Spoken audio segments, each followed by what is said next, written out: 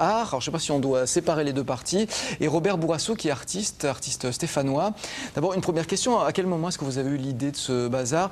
Et auparavant, je voudrais qu'on précise un petit peu le nombre d'œuvres que vous avez vendues, parce que ce sujet a été réalisé il y a quelques jours, mais entre-temps, les affaires ont bien fonctionné. Oui, comme toujours à Lyon.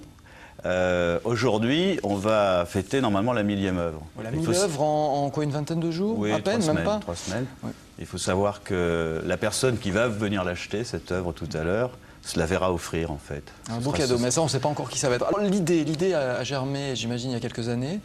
L'idée, elle vient de Barcelone, où j'habite.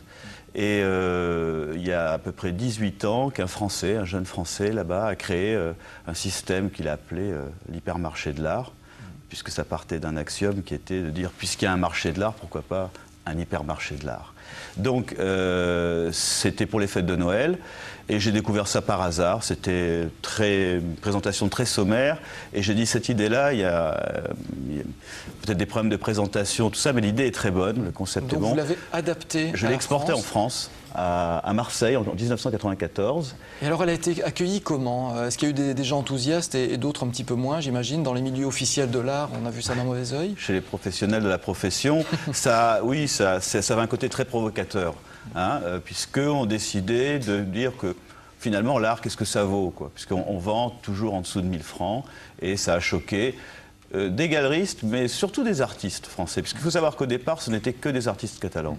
Alors Robert Bourrasso, vous êtes artiste, j'ai dit vous êtes à Saint-Étienne. Vous participez à Bazar depuis combien de temps? Depuis 5 ans maintenant. Oui. Et alors quand on vous a parlé de cette idée, vous avez réagi comment? Vous vous êtes dit c'est vachement bien, c'est mieux que de ne pas vendre, ou est-ce que... C'est mieux que de ne pas vendre, oui. Ouais. Ce sont des travaux de toute manière qu'on est obligé d'effectuer en tant que peintre. C'est petit format, entre guillemets. Donc le fait de les écouler régulièrement toute l'année, eh bien, moi ça me provoque, j'aime ça. Oui. Mais est-ce que c'est pas un peu dévalorisant, parce que des œuvres d'art à moins de 1000 francs, il y a un côté sacré quand même qu'on entretient depuis toujours avec l'œuvre d'art? Le public, oui, mais surtout sur des peintres décédés, malheureusement. Quand on est vivant, on a besoin de voir partir son travail. Ça sert à rien que ça reste en atelier, hein, tous ces boulots. Oui. C'est soit l'art va vers les gens, soit les gens vont vers l'art. Mais si l'art veut se développer, si les artistes veulent se développer, ils doivent aller vers les gens. Le prix, c'est une façon d'accéder aux gens. Alors qui sont les acheteurs? Est-ce que des personnes qui n'avaient jamais songé acheter une toile se sont précipitées, ou est-ce que ce sont ceux qui déjà étaient sensibilisés, qui recherchaient de nouveaux talents peut-être, qui se sont tournés vers Bazar? Les deux, mon adjudant. Oui. Je veux dire, il y a les gens qui achètent à Bazar, c'est vous, c'est moi, c'est lui, c'est tout le monde. Ça va d'une petite concierge du 18e arrondissement à Paris jusqu'à un patron d'une maison de couture à Paris aussi.